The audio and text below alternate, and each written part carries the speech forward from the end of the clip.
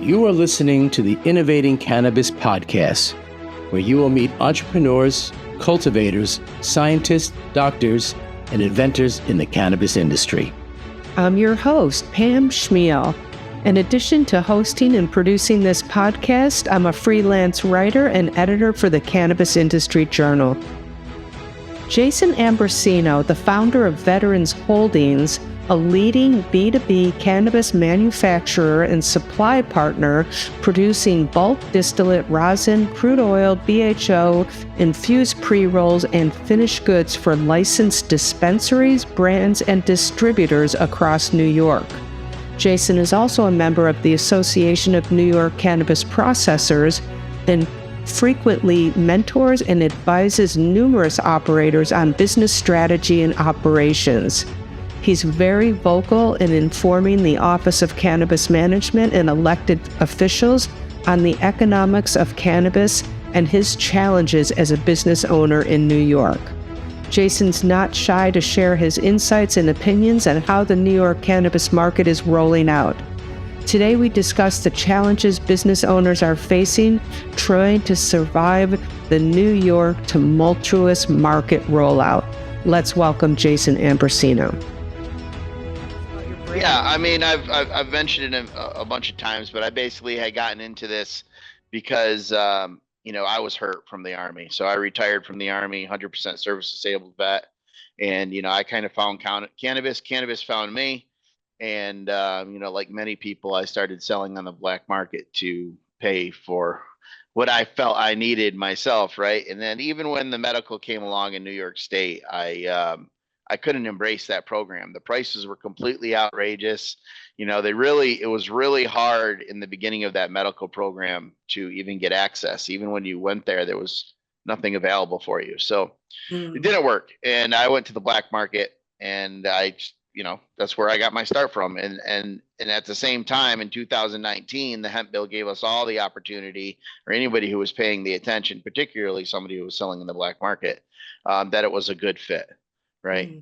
And a lot of the things that I was learning and discovering about CBD and CBGs and all that kind of like minor cannabinoids, I was able to build into the recipes and learn processing and all that stuff. And our hemp company really kind of took off, and we were really helping people. It was fantastic. And then the opportunity to come for build the marijuana side out and get licensed came available, and this was a perfect fit. It was a no-brainer. So we came in, we had no investors. I like to say we came in with like $16,000, which was about what we were black in the hemp business after, horrible 2 or 3 years for everybody. Yeah. So, we took all that and we took our knowledge. We had an awful lot of knowledge from what we've gained, and we knew our customers and we knew what our customers wanted, and we just kind of built out from there. So we focused on making products that I knew I liked, and I knew that were obtainable and accessible. And I think providing potent products, not potent as in high THC, but potent in effect, meaning I've properly balanced the cannabinoids to give you what you expected out of it, has really catapulted us. So, we're probably one of the 10 processors at this point in time. And that's pretty amazing for somebody who came in on the processing side of things with absolutely no investors or, big funding of any sort. We built everything organically from the ground up. You're known for like all the cannabinoids, not just high THC.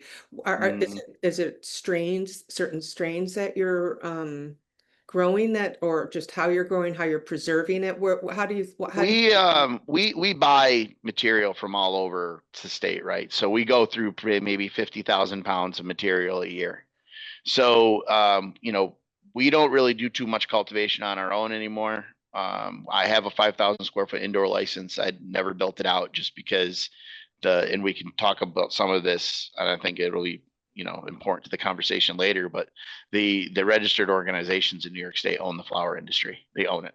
You're not going to break in. They own it. They can produce it for less than I can grow it for.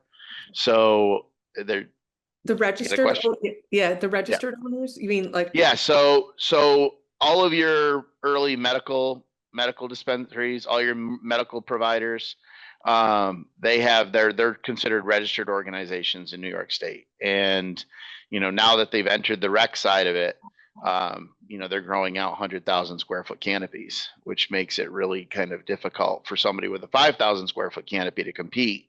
Because at the end of the day, what's the number one driver of indoor flower price? Do you have any idea?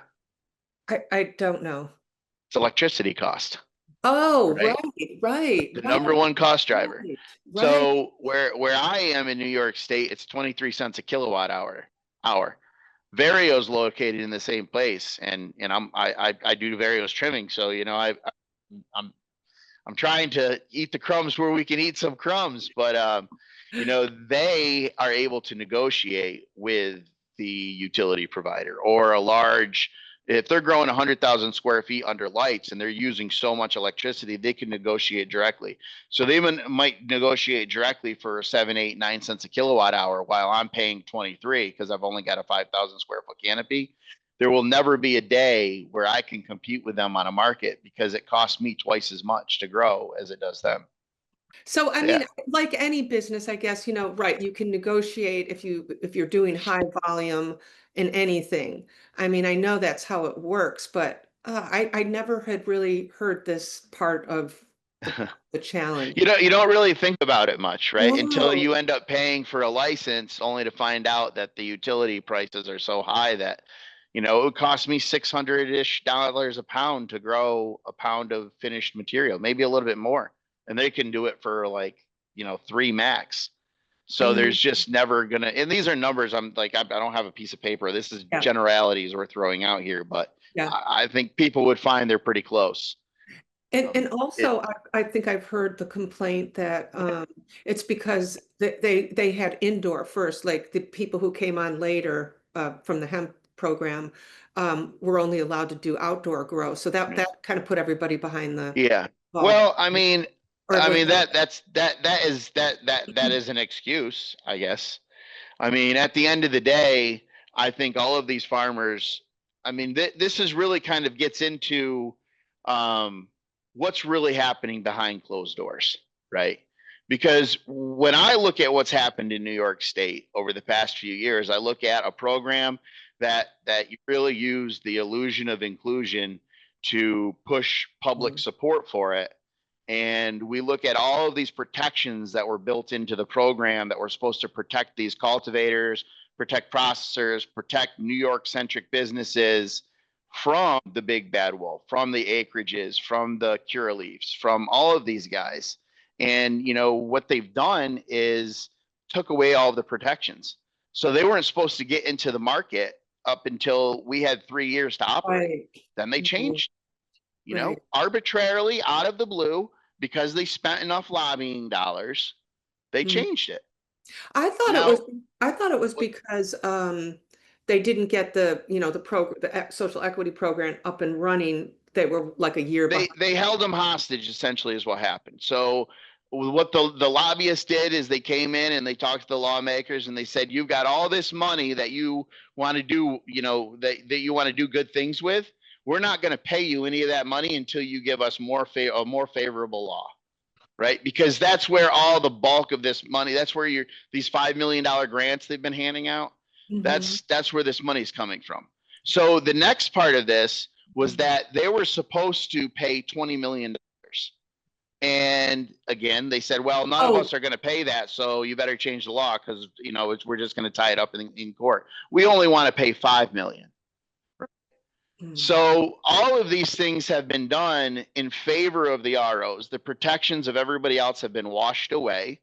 mm, And now you've got a state where the majority of the canopy that's being grown, despite the data that OCM puts up, because it's very manipulated and it's very questionable, the numbers they're putting up. And they conflict with what they report from one day to the next. There's no consistency of what OCM puts out. One day there's not enough cultivation, or one day there's not enough canopy, the next day there's too much canopy, right? And then they manipulate the numbers because they will show you all of the potential canopy of the non-RO, let's just say adult use license holders. But the reality is like 80% of them aren't growing, maybe more than 80%, or they're only growing a partial amount of their grow. So you look at this thing and you're like, oh yeah, well, I can see where the balance is. But the reality is there's no balance, because when the ROs get the opportunity to open up their facilities, they're immediately going with, I think Vario's operating half capacity only because of a power problem. But you've got Curaleaf and you've got Acreage that's Columbia Care and PharmaCann, and they've all got these huge grows. I think PharmaCann might buy from Curaleaf, but there's no catching up and there's no competing. And that's what we're seeing in the market right now is really, really nice flower, indoor grown flower for like $30, right? $35 at the most. Meanwhile, you've got micro businesses that are coming in trying to make it work that grew out or built out a 3,500 square foot canopy. Mind you, that's still a $2 million build out. And they have to sell their material for $60. And the dispensary owners are like, we can't pay that. It will never sell. And when those micro businesses sit there and they look at their books, they can't get down to those low numbers. And I know this because I've looked at enough of these in basically free consulting jobs here that I've done for some of these guys. And I've said, this is not right now, this is not a viable business. Currently, the way that OCM has the micro businesses structured, they're structured for failure. So we hope that changes in the future. But right now you can't, because they've convinced all of these guys to grow these 3,500 square foot indoors, right? You heard the excuse that it was, we couldn't grow indoor. All these guys, it's nonsense, because none of these farmers had any money. Who was going to foot the bill? Who was going to pay? What's it cost to build a 5,000 square foot indoor facility out? I can tell you because I've priced it out. It's somewhere between 2.75 to do it on the cheap to 5 million to do it on the expensive. Who's putting that capital out in cannabis? Only the ROs. Yeah, where that doesn't matter.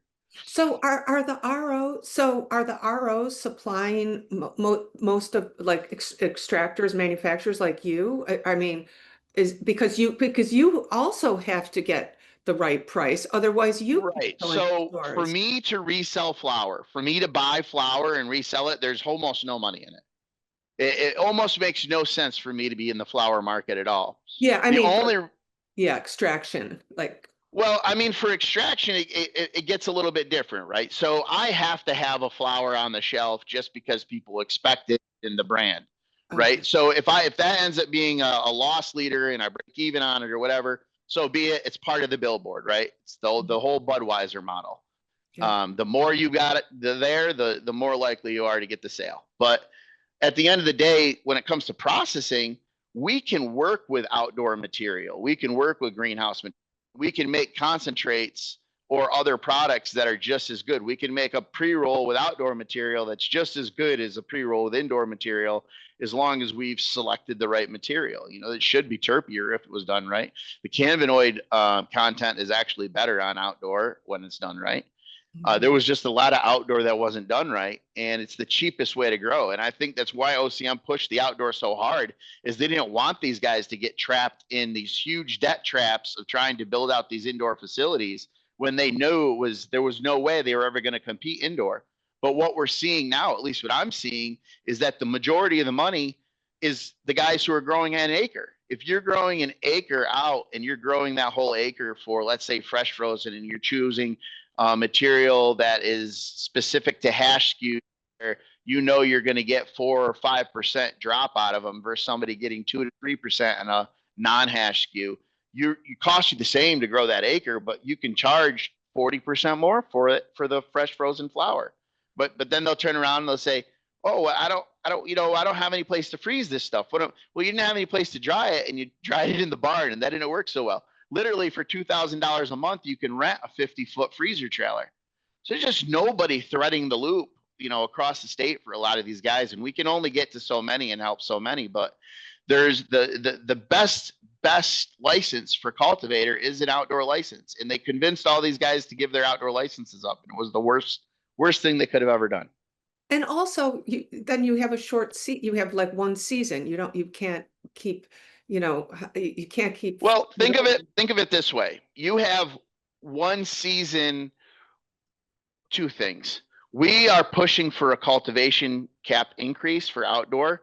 We we as in the Association of the New York Cannabis Processors, I'm on the board of that association. We've been pushing for an increase to 5 acres for a year and a half now. And OCM keeps pushing back on it because they say you don't need more canopy. But the reality is you don't need any more flower canopy. We need more biomass canopy. We don't have enough. Distillate has, as much as some people don't like distillate is the baseline product that establishes the price of everything.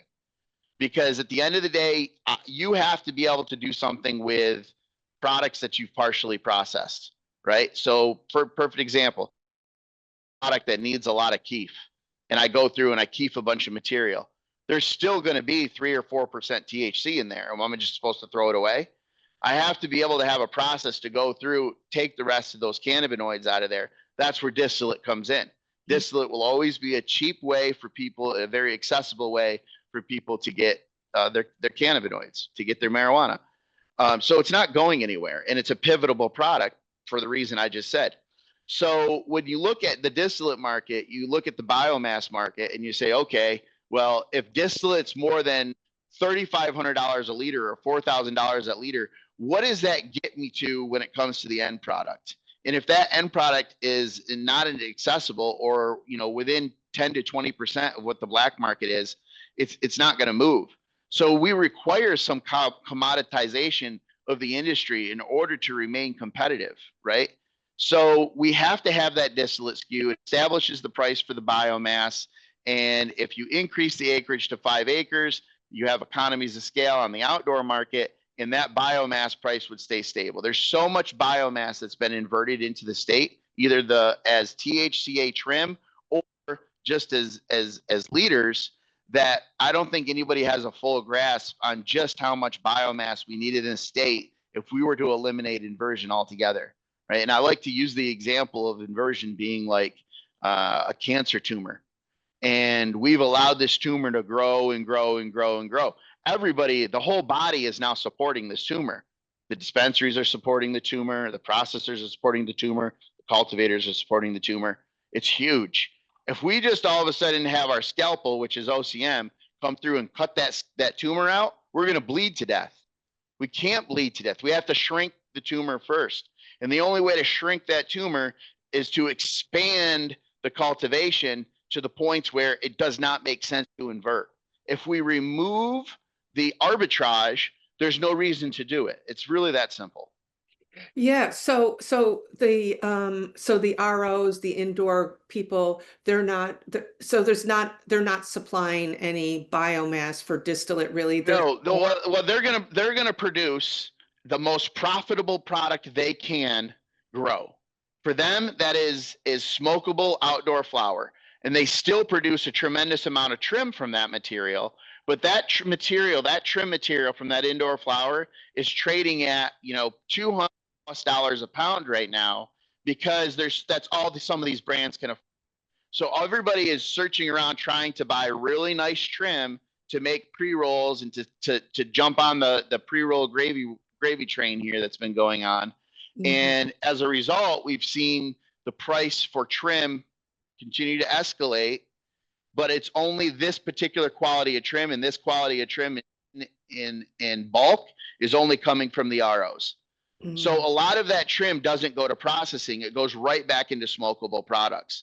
Whereas we start looking at the greenhouse trim, and we're looking at the outdoor trim, and even more so the outdoor biomass, and we can make fantastic concentrates from those, particularly fresh frozen, which is better, in my opinion, outdoor, really good, fresh frozen, harvested at nighttime, preferably, and flash frozen right there. And then on the field, taken back and processed. And if growers were to do outdoor cultivations like that, we'd probably be in better shape than we are and be able to hold our own a little bit better against the ROs. But no, the majority of them they do a little bit of distillate processing, but not a whole lot. Most of them don't do any butane processing. I think Columbia Care has a butane rig they don't even use. And I think maybe Curaleaf might actually have theirs, because I think they have a concentrate line. Mm-hmm. But we'll go out to these bigger companies like these ROs, and we'll sell our service. Do you need us to split whatever for you? So what we do hope and what has been happening is that they use us for those particular services.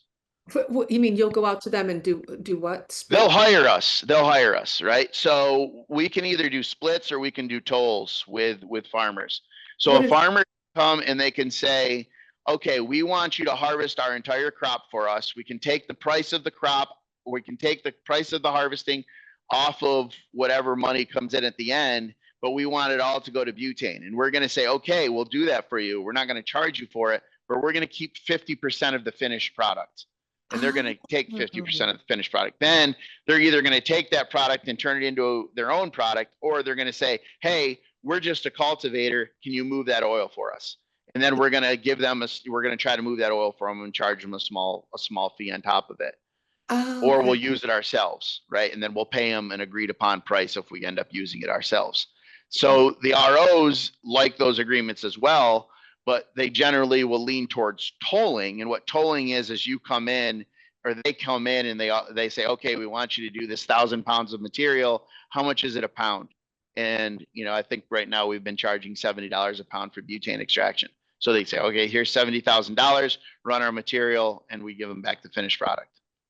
Oh, okay. Well, I like that working relationship. I mean, you always feel like it's like the big guys against the small guys, but I'm glad to see that, you can get some benefit out of it, like a working relationship that can help everybody stay afloat is, somewhat. Yeah, I think a lot of people that are refusing to, there's certain things that are undeniable in life, right? Death and taxes. And the other one is that the ROs own the flower market in New York State. So if you're not working with these guys in one way or another, if you're trying to compete with them, you can't, right? Yeah. It's like me running a product on Amazon deciding they want to start manufacturing the product themselves and thinking that I on Amazon's platform is somehow going to compete with them.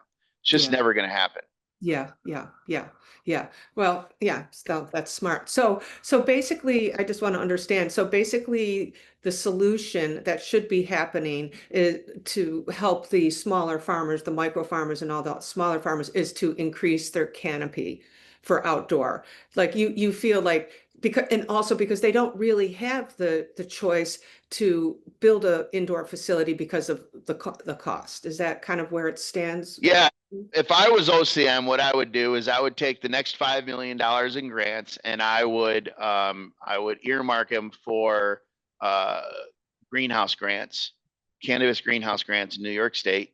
I would push the farmers to change back to full outdoor cultivation, and I would offer these greenhouses, and they fall under outdoor and not greenhouse because they're really just giant hoop houses, right? Federal government offers grants on them for farmers all the time. None of the hoop houses that the federal government provides grants for can be used for cannabis.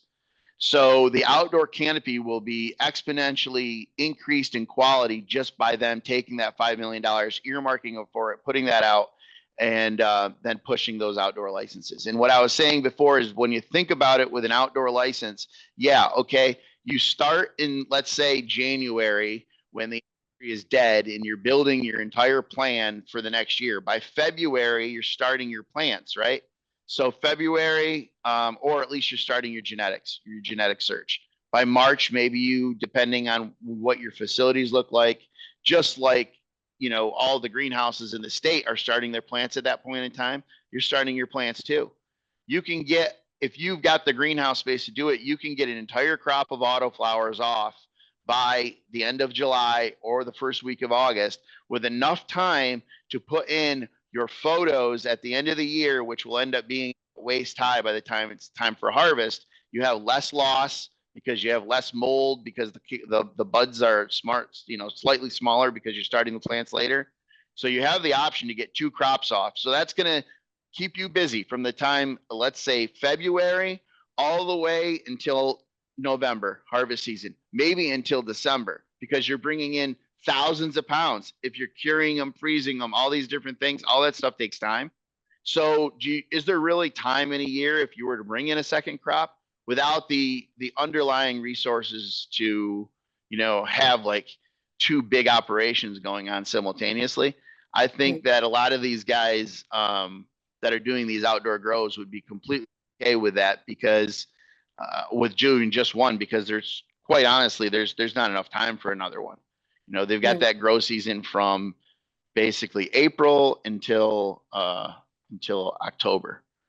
And there's not a whole lot of year left after that. And do you think there are enough cultivation licenses out there, did you say like the OCM is trying to increase that instead of increasing canopy size? Is that what Well, I mean, OCM is, if you ask OCM, they've already given the licenses out, right? So if you were on the list, technically you're being awarded a license. It's just a question of when. So OCM has an entire list of cultivation licenses that can, you know, go ahead and approve without having to go back and license anybody more. But we believe that that's actually a mistake, that let's not issue any more of those. Let's increase the existing canopy size, because 1 acre is just not economically efficient. 2 acres is better. And some people have been able to increase to 2 acres and some haven't. This is some of the trouble we see with OCM and how the regulations aren't really, it's sporadic, right? Different person, different day, different result. And when we're dealing with government, you know, entities, that really shouldn't be the case. But that is what's happening. So some people have been awarded a 2nd acre. I keep saying we, because we talk about this in our association all the time. In the CFA, the Cannabis Farmers Alliance, I believe they're in support of this as well.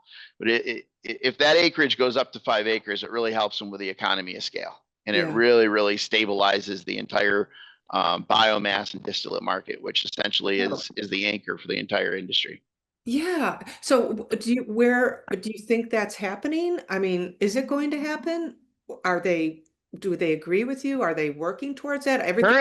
Currently, I'm there. Like I said, the last 2 meetings were conflicting, right? 2 meetings ago, they told us that there was enough canopy or too much canopy. And now at the last meeting, they're saying, well, if you actually look at the data, you know, within 2 years, we're not going to have nearly enough cannabis on the market. And we have to plan for that now.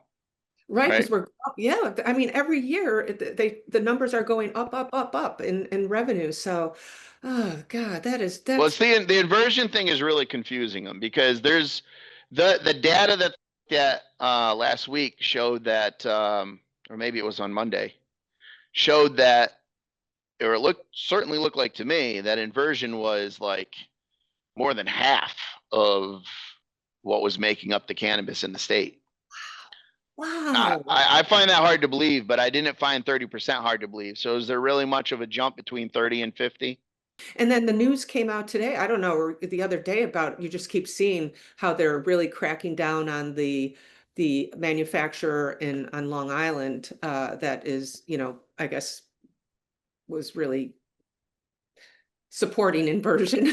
That's well, you know, nobody's explained to me how he was supporting inversion yet. You know, I see it on the articles and I see it in the headlines, but Well, the only thing OCM is getting him for is leasing out his license. right. Well, right. So I guess he allowed people to come in and extract and use his facility, and they didn't Right. have a license. So, I'm not really sure. I didn't dig into it, but I thought Okay, they so were the biggest. so basically he was, and this is happening all over the state, by the way. This is a comment I made on LinkedIn the other day. I only leave those comments up for a day, or those posts up for a day or two, so the right people can see them. But they, you know, the post I made the other day was, why isn't every single company in the state and brand in the state that's in that same situation, why aren't they being held to the same standard? Does OCM just not know? And if that's the case, well, it supports the fact that their TPI system is so messed up, it's completely irrelevant. You know, I just had, or maybe I should say I heard, maybe that's better. I heard a dispensary owner out there looking for basically a processor. He wants to produce all of his own brands in his store, right? He knows it's against the rules. He doesn't care. He's just trying to find a processor It'll that will do it. do it for him, right? So these guys are willing to break the rules. They have no respect for them whatsoever. They're irrelevant to them. And can you really blame him? I mean, look at what our corporations in the United States have taught everybody about business. Do the deed dirty if the fine is less than the profit, right? That's what we've taught people. They would lose their license. I mean, that's crazy. Well, this is the thing, is that the regulations are written so arbitrarily and so subjectively that anybody who gets a lawyer can fight tooth and nail just about everything. And this is why I made the comment about the inversion, because I haven't seen any evidence presented that definitively shows that somebody was inverting. And we have to define what that means as well, because at the end of the day, there is a hemp loophole. And this has been brought up to OCM. This has been brought up to trade practices by me personally. This has been brought up to the New York State Legislature, who didn't even know that THCA could be made from hemp, by the way. Neither did trade practices until I wrote a white paper for them. So basically, you can make THCA is federally legal. It is. They've proven it at this point in multiple courts and circuit courts and appeals courts. Hemp has won over and over and over again. If somebody really pushed on it, how do you argue that a product that meets certain safety standards, if I can buy CBD rosin and I can buy THC rosin, and this one I can't buy out of state, and this one I can only buy in state, and the state doesn't allow the federally legal product to come in because it competes with their punitive tax system for this particular product. Well, I have a federal court case on my hands here, right? And they've already lost. They've already lost this case. This is what the hell was the case? It was the guys that sued the state for saying that they had to be New York residents. Right? Oh yeah, the same. Oh God, they're from Michigan or something. Yes, and they won in appeals court. That's right. And that has to do with the elastic clause. So that same argument could be laid out because it has to do with protectionism over an industry that they don't want a federally legal product to come in. So if somebody really put the pressure on it, I don't see how they could keep the material out. And this is where the loophole lies, right? I think OCM knows that. And very early on, if you read the regulations, what the regulation says is that any cannabinoid at all from the hemp side, if you want to use it in a marijuana product, you have to get special permission from the board to do that. It has to be board approved. Well, very early on in the industry, New York's, once they legalized, they realized that was problematic because nobody in New York was going to be growing CBD flower to be sold on the legal market. And because of that, we weren't going to have access to any minors, no CBG, no CBD, no CBN, can't add any of that to the products. And the question was, well, why? Well, we're licensed on the hemp side. We're licensed on this side. The safety is exactly the same. The testing requirements are exactly the same. Why can't one be used as the other without every single person having to go to OCM for every single SKU? And they put out one of their famous letters that has really no meaning and said, okay, we're going to allow for you to use hemp inputs, non-psychoactive hemp inputs, no conversions, right? So they didn't want any Delta 8s or Delta 10s. Mind you that I can legally still manufacture that in New York State and sell it out of New York, right? On it sold in New York. So you take that and you look at that and you say, okay, well, THC is non-psychoactive. So doesn't that fall into CBG and CBD according to what your policy letter and your regulations now imply? And the answer is yes, right? So that means THCA trim that you can buy for $20 a pound anywhere in the country. That means THCA isolate, which, is somewhere around 1,600 to 2,000, I think, maybe 3,000, I don't know. All of these products that are available all over the country that are hemp derived, now all of a sudden, are they eligible for the program? Well, I'm not going to ask But if I ended up with a fine or anything like that in court, my argument to them back would be, your guidance was unclear. So do I get thrown out of the program? Do I get fined? What's going to happen here? Because if you peel back that onion, I don't know if you're going to like what you find. And this is exactly what I told OCM. This entire industry is using this loophole. It's being used. So is it inversion, or was it a loophole that was not consciously created by OCM themselves? I would Well, argue it's but still, I guess the fact remains, like you said, it's the industry in New York isn't, self-sufficient. It's not working, it's hurting farmers really, because they're all this biomass and concentrate, I guess, is coming in too. People are just selling, a lot of that as well. So I think metric will stop a lot of that. I think the Omnium, the very public display with Omnium, will also scare some people away. Yeah. I will tell you that second group of processors, about a year and a half later, that got approved, there was dozens and dozens of them, and they were almost all shell companies. Which I shouldn't say almost all shell companies, but there was a lot of them that were shell companies out of California. So, it was, I feel like OCM failed their due diligence. I really do. I really don't think the folks that got approved in the second batch of approvals got anywhere near the inspection that we got. We were license number 11, I think. And we had these products that were banned in New York on our website because we were selling them out of the state. And it said on the bottom, if you order these and you're from New York, you're from New York, we will cancel your order and it won't be fulfilled. We wouldn't have fulfilled it. That wasn't good enough for OCM. They made us completely take the products off the website, even though the regulations say I'm supposed to be able to allow to sell out of state. We couldn't just shut off the ordering just for New York, so they made me remove it completely.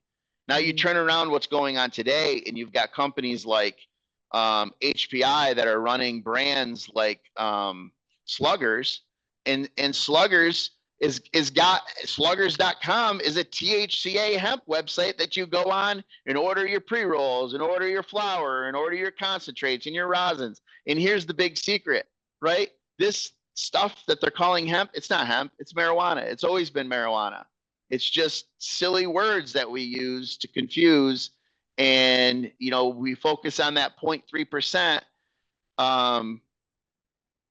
Yeah. Oh, so it really is marijuana, but it's marijuana. Sure. So what they do is, all right, I've been hearing that too. Not from even in New York, but if you've got a field that you're growing and you pull it, let's say a month before it's ready, your CBG numbers are going to be high.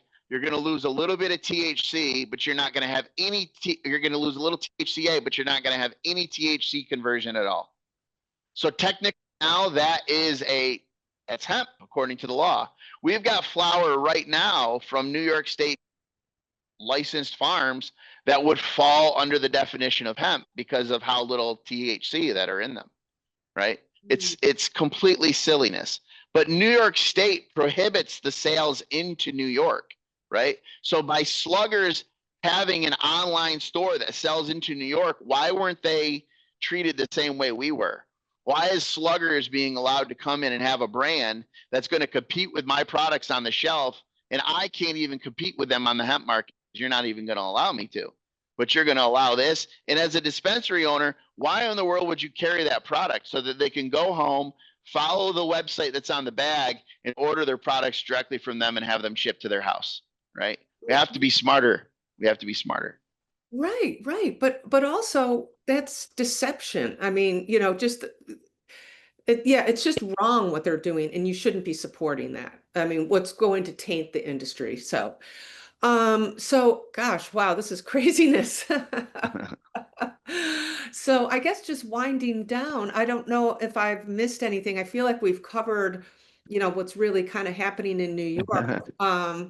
And is there anything you think that I've missed at all that I don't, Pam, there's so much, Yeah. like I said, we start peeling back the layers of the onion, and I think you'd be surprised that a lot of the things you hear I've been lucky to be privy to some of the behind closed door conversations, and I'm stunned we even have a law, to be honest. I mean,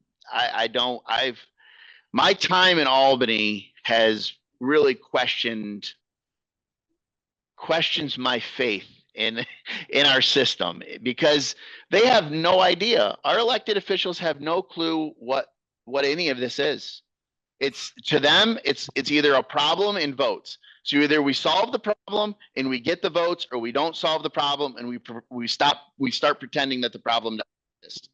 Because once you lose momentum in Albany, they don't want to hear about it.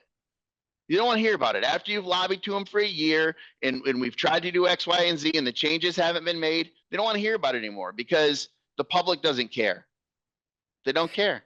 I'm worried about the safety. I mean, honestly, if they can't get all this other stuff together, how are they making sure, like just this whole sluggers thing? I mean, if they're deceiving the public and, on really, they're not even, the labels are incorrect. If they're saying they're selling hemp and they're not, I mean, it's all wrong. Where's the safety? I guess actually one last question that I'm kind of seeing a big, void in, or where we need to fix it, in the last mile from like warehouse and distribution to retail, is preservation of the plant, so we keep all these terpenes and cannabinoids and things like that, and it doesn't degrade, because as we know, oxygen, light, heat, and time degrades cannabis in any form.